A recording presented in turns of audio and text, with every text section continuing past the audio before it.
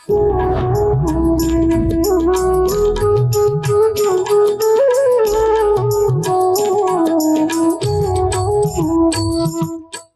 मैं देख नहीं पाती तो मेरी भक्ति प्रोग्रेस नहीं होगी। मरने के बाद तुम्हें पता चले कि कृष्णा ही भगवान है तो तुम क्या करोगे? श्री प्रभुपाद वो हमेशा हमारे साथ है। कृष्णा पे एक फेथ थी कि नहीं, जो हो रहा है अच्छे के लिए हो रहा है। उन्होंने मेरी प्रार्थना को स्वीकार किया और आज बस मुझे वृंदावन बुला लिया। We should always be thankful to Krishna in every situation. Hare Krishna. आज की हमारी मुलाकात बहुत ही खास होने वाली है क्योंकि आज हम जिस भक्तिन से मिलने वाले हैं उन्होंने बहुत ही डिटरमाइंड वे में भक्ति करी है। बस इसे समझने की बात है कि यदि हम दिल से भक्ति करना चाहते हैं और हमारी अवस्था कैसी भी हो तो हम भक्ति कर सकते हैं। और भगवान की बहुत ही विशेष कृपा होती है जब हम भक्ति करना शुरू करते हैं और भक्ति में प्रगति करने की कोशिश करते हैं। तो आइए हम बात करते हैं इनसे और बहुत सारी प्रेरणा लेने की कोशिश करते हैं। हरे कृष्णा। हरे कृष्णा। कैसे हो माता जी आप? बस राधा रानी की कृपा है। और प्रसादम लिया या नहीं? मैंने देखा आप टेंपल में बहुत एकदम भक्ति में लगे हुए थे, माला कर रहे थे। नहीं माता जी, अब तक नहीं है। अभी तक प्रसादम नहीं लिया माता जी? दोपहर हो गई है तो। माता जी एक्चुअली मैं एग्ज़ाम दे रही थी। किस चीज़ का एग्ज़ाम? मैं भक्ति सदाचार कोर्स कर रही हूँ वृंदावन VIHE। ओह, वृंदावन से? जी। वाह, बहुत ही सुंदर। कैसे ये आया मन में कि मुझे भक्ति के लिए भी कुछ कोर्सेज करना चाहिए, पढ़ाई स्टार्ट करना चाहिए? एक साल पहले मैंने एक भगवद गीता क्लासेस अटेंड करी थी। तो वहाँ से मुझे लगा कि अब बस बहुत हो गया, अब मुझे मटीरियलिस्टिक स्टडीज़ नहीं करनी क्योंकि मेरा ध्यान उसमें लग नहीं पा रहा था। तो मैंने सोचा कि कुछ नया करते हैं। वैसे ही 10th ख़त्म होने वाली थी तो instead of choosing science, arts या कॉमर्स मैंने स्पिरिचुअलिटी चूज़ करी। वाह, काफ़ी ज़्यादा अमेजिंग है जहाँ पर बच्चे कंफ्यूज रहते हैं कि मैं क्या चूज़ करूँ और वो चूज़ करने के बाद भी, या भले वो आर्ट्स हो या साइंस हो या कॉमर्स हो, उसके बाद भी उन्हें हैप्पीनेस नहीं मिलती। लेकिन आपने भक्ति को चूज़ किया अपने लाइफ में, वो भी आफ्टर 10th। ये काफ़ी बड़ा एक एग्जाम्पल सेट हो रहा है हमारे सामने। इससे पहले कि हम थोड़ा सा भक्ति के बारे में बात करें, सबसे पहले मटीरियल लाइफ की तरफ चलते हैं। सबसे पहले आपके नाम के बारे में और आपके बैकग्राउंड के बारे में थोड़ा जानेंगे, उसके बाद हम बात करेंगे कि कैसे ये शिफ्ट हुआ भक्ति की तरफ, आपका जो जर्नी है। और मेरा नाम वीरा भानुशाली है। मैं मुंबई से हूँ। ओह अच्छा, आप मुंबई से हैं। अच्छा ठीक है, सबसे पहले तो हम बात करते हैं भक्ति के बारे में कि आपने भक्ति कब से शुरू करी, इसके बारे में थोड़ा बताइए। मैं एक्चुअली गुजराती फैमिली से बिलोंग करती हूँ तो यूँ तो हम कृष्णा जी को पहले से ही पूछते थे, बट मैं इस्कॉन से जुड़ी जब मैं आई गेस 5 या 6 ईयर्स की थी। सो तब से मेरी जर्नी शुरू हुई। जय श्री कृष्णा से हरे कृष्णा तक का सफ़र कैसा रहा, इसके बारे में हम बात करेंगे। क्या कुछ डिफ़िकल्टीज़ हुई, कुछ कठिनाइयाँ हुई जब आपने इस्कॉन के बारे में जानना शुरू किया? जैसे आपने बताया कि बचपन से ही जय श्री कृष्णा और लड्डू गोपाल जी हैं आपके घर में। सबसे पहले उसके बारे में बताइए थोड़ा। जर्नी तो डिफ़िकल्ट थी पर कृष्णा की कृपा से हो गई। जैसे कि बहुत सारी डिफ़िकल्टीज़ बीच में आई लाइफ में, बट कृष्णा ने साथ नहीं छोड़ा हमारा। मुझे विजन प्रॉब्लम है बचपन से। सो जब मैं 5 इयर्स की थी वो टाइम पे मेरा ऑपरेशन हुआ था रेटिना का। तो फैमिली का जो माहौल था वो थोड़ा डिप्रेस था। सो हमें किसी ने रेकमेंड किया आप इस्कॉन से जुड़िए और हम गए। हमें वहाँ पे जाकर अच्छा लगा बिकॉज़ जो माहौल, जो सिचुएशन हो रखी थी उसमें कुछ इमोशनली सपोर्ट की या मेंटल सपोर्ट की ज़रूरत थी जो हमें इस्कॉन जाकर मिली। हमें वहाँ पर माइंड हम फ्रेश कर पाए हमारा वहाँ जाके। And then we came to know about Bhagavad Gita and many more lectures हमने सुने। तो वहाँ से हमारा इंटरेस्ट शुरू हुआ। यदि हम बात करें कि विजन के जाने के पीछे कुछ ऐसी स्टोरी है जो आप शेयर करना चाहते हो, तो क्या है? एक्चुअली मेरी रेटिना जो है वो मिसप्लेस्ड है, तो उसका ऑपरेशन हुआ था उसे सही जगह पे लाने के लिए। सो ऑपरेशन सक्सेसफुल नहीं गया, तो ऑपरेशन के बाद से जो मेरी राइट आई का विजन है वो चला गया। सो ऑपरेशन से पहले तक वो विजन था पर क्लियरली नहीं दिखता था। 30-20% विजन था, बट ऑपरेशन के बाद विजन टोटली वेंट। जैसे कि आपने बताया कि आप 5 साल की उम्र से ही भक्ति करना शुरू कर दी, इस्कॉन के बारे में जानना, सुनना, समझना शुरू कर दिया आपने। भक्ति के बहुत सारे अंग होते हैं और उसमें पढ़ाई करना, शास्त्रों का अध्ययन करना भी बहुत ज़्यादा महत्वपूर्ण होता है, जहाँ से हम नॉलेज गेन करते हैं। यदि आपकी नॉलेज की बात करें तो किस माध्यम से आपने नॉलेज को गेन किया? श्रवणम, जैसे कि नवदा भक्ति के जो 9 लिम्स ऑफ डिवोशन है, उसमें से श्रवणम मेरे लिए पर्सनली बहुत इम्पॉर्टेंट है, क्योंकि मैं जो श्लोकाज है या जो स्टोरीज़ है, लीलाएँ हैं, वो मैंने सुन के याद रखी है। जैसे कि प्रभुपाद की लेक्चर्स हो गए, फिर ऑडियो बुक्स हो गए, या कभी-कभी मेरे पेरेंट्स भी मुझे स्टोरी रीड करके सुना देते थे, समझा देते थे। तो इस प्रकार से मैंने याद रखी श्लोकास। यदि पढ़ने की हम बात करें, शास्त्रों का अध्ययन करने की बात करें, तो क्या कभी आपको ऐसा फ़ील नहीं हुआ कि मैं पढ़ नहीं सकती, तो मुझे बहुत ज़्यादा मुश्किल हो सकती है शास्त्रों का अध्ययन करने में और आगे की सारी स्टडीज़ करने में, भक्ति से रिलेटेड? भगवान की कृपा से आज तक मुझे ऐसा लगा ही नहीं कि मैं पढ़ नहीं पा रही तो मैं अपनी भक्ति को प्रोग्रेस नहीं कर पाऊँगी। नहीं, हमेशा मेरे मॉम डैड मेरे साथ हैं। वो जो स्टोरीज़ बताते हैं वो सुन के मुझे मज़ा आता है। फिर श्रील प्रभुपाद हमेशा हमारे साथ हैं। उनकी द्वारा जो लेक्चर्स है वो सुनकर और ऐसा लगता है कि हम उनसे क्लोज़ हैं।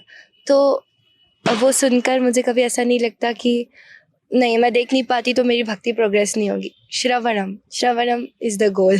बहुत ही इम्पोर्टेंट मैसेज दिया इन्होंने कि हम श्रवण करके भी भक्ति के जितने भी अंग हैं सभी को बहुत ही अच्छे से समझ सकते हैं और अध्ययन कर सकते हैं। अध्ययन में हमारा विजन कभी भी रुकावट नहीं हो सकता। जैसे कि आपने अभी बताया कि आपने अलग अलग माध्यम से बहुत सारी चीज़ें सुनी है, श्रवण करी, आपके मम्मी पापा ने आपको स्टोरी सुनाई है, तो क्यों ना आपका एक एग्ज़ाम हो जाए। एक्चुअली मैं मजाक कर रही हूँ, लेकिन मैं आपसे बहुत कुछ सुनना चाहती हूँ, इसके लिए मैं ऐसा कह रही हूँ। तो क्यों ना आप हमें कुछ सुनाएं, जैसे कुछ श्लोक हो गए या फिर कुछ कीर्तन हो गया। श्लोक से शुरू करते हैं। मैं भगवद गीता का 18.66 आपको सुनाऊंगी। सर्वधर्मान् परित्यज माम एकम शरणं व्रज अहम त्वं सर्व पापेभ्यो मोक्षयिष्यामि मा शुचः। भगवान श्री कृष्ण ने अर्जुन से कहा कि सब कुछ त्याग कर तुम मेरी शरण में आ जाओ। बहुत ही सुंदर। इसके अलावा यदि हम कीर्तन की बात करें, क्या आप कीर्तन करती हैं? हाँ जी, कीर्तन में मेरी इंटरेस्ट हमेशा से रही है। अभी मैं पढ़ रही थी तो मैंने मृदंग बजाना भी रिसेंटली सीखा है। तो आप हमें कुछ कीर्तन सुना सकती हैं? जय राधा माधव कुंज बिहारी गोपी जन वल्लभा गिरिवरधारी यशोदानंदन ब्रज जन रंजन यमुना तीरा वनचारी जय राधा माधव कुंज बिहारी हरे कृष्णा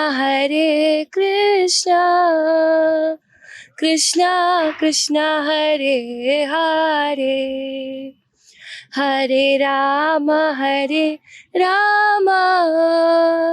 राम राम हरे हरे। राधा श्याम सुंदर की जय। बहुत ही सुंदर, काफ़ी सुंदर कीर्तन आपने सुनाया है। पूरा एनवायरनमेंट एकदम ऐसा एनर्जेटिक हो गया है, बिल्कुल। यदि इस जर्नी की हम आगे की बात करें, तो आप यहाँ वृंदावन में अपनी स्टडीज़ के लिए आई हैं। कैसा लगा जब ये टोटली शिफ्ट हो गया कि अब मटेरियल वर्ल्ड की स्टडीज़ नहीं करनी, अब सिर्फ स्पिरिचुअल स्टडीज़ करनी है? एक्चुअली मैंने कभी इस बारे में सोचा ही नहीं था कि मुझे धाम वास मिलेगा। मेरे घर पे जो लड्डू गोपाल है उनका नाम गोविंद है। मैं उनसे हमेशा कहती थी कि मुझे हमेशा वृंदावन में रखो। मैंने कभी सोचा नहीं था कि वो मुझे किस प्रकार से यहाँ पे बुलाएंगे, पर उन्होंने ऐसी कृपा करी कि मैंने सोचा कि मुझे अब स्पिरिचुअल स्टडीज़ करनी है। तो मेरी एडमिशन एक्चुअली पहले मुंबई में हो चुकी थी, पर गोविंद की कृपा से, राधा रानी की कृपा से पता नहीं क्या हुआ कि उन्होंने मुझे वृंदावन धाम में बुला लिया, और मैंने इस बारे में कभी नहीं सोचा था। जैसे कि आपने बताया कि आपके घर में लड्डू गोपाल हैं, हमें उनके बारे में थोड़ा बताइए। वो कैसे आए, कैसे आपने उनकी सेवा करना शुरू कर दिया? लड्डू गोपाल उनका नाम गोविंद है और वो मुझसे बहुत ज़्यादा कनेक्टेड है। उन्हीं की कृपा से आज मैं ब्रजधाम में बैठी हुई हूँ। वो अगर मेरी लाइफ में ना आते तो शायद मैं आज वृंदावन में ना होती। वो आए ही यहीं से हैं, वो वृंदावन से ही आए हमारे साथ, और उनकी लीला ऐसे हुई कि वो राधा रानी से दूर नहीं रह पाए, तो वो हमें वृंदावन वापस लेकर आए। सो गोविंद को मैं हमेशा बताती थी कि मुझे वृंदावन जाना है, मुझे वृंदावन का वास चाहिए। उन्होंने मेरी प्रार्थना को स्वीकार किया और आज बस मुझे वृंदावन बुला लिया। बहुत ही अच्छी बात है कि गोविंद के कृपा से आपको धाम मिला और यहाँ तक कि भक्ति में जो प्रगति हुई वो भी गोविंद की कृपा से हुई।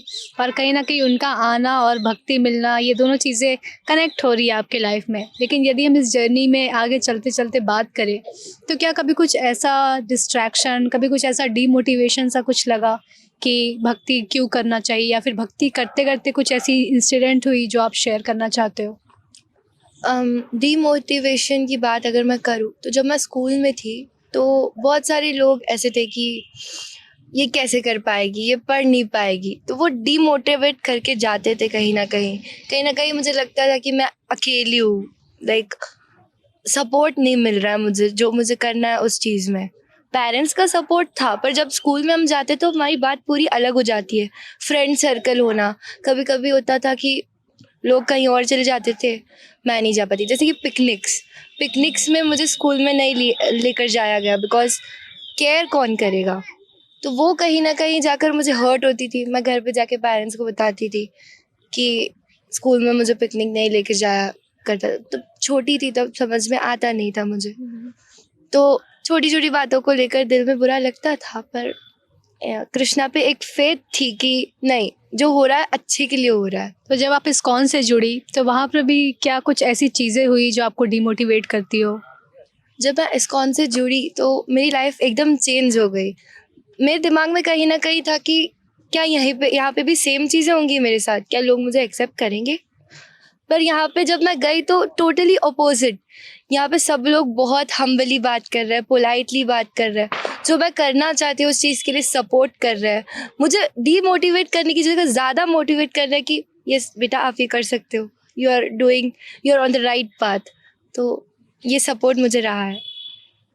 यदि हम आगे की जर्नी की बात करें और बहुत सारी ऐसी चीज़ें जो ऑब्स्टेकल के रूप में हमारे सामने आती है, लेकिन उन ऑब्स्टेकल को हम पार कर पाते हैं भक्ति की वजह से। भक्ति में जब आप प्रोग्रेस करने लगे, जब आपको ये पूरी तरह से पता चल गया कि अब मुझे वृंदावन में रह करके अपनी आगे की स्टडीज़ करनी है, किस तरह का सपोर्ट आपको फील हुआ आपके पेरेंट्स से, आपके फ्रेंड्स से? और ख़ुद आपकी बात करें तो क्या आप किस तरह आप इन सभी चीज़ों को एक्सेप्ट कर पा रही थी? जब मुझे पता चला कि मुझे वृंदावन आना है, पहले तो ओके मैं खुश थी क्योंकि धामवास किसे नहीं चाहिए होता है। पर दिल में कहीं ना कहीं ऐसे दुख हो रहा था कि फैमिली को छोड़कर हमें यहाँ पर आना पड़ रहा है।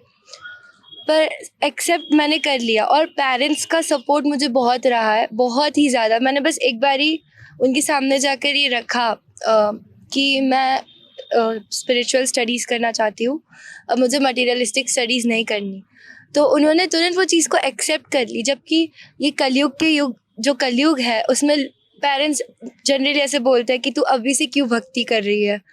पर ये मेरे पेरेंट्स ने आज तक मुझे कभी नहीं कहा।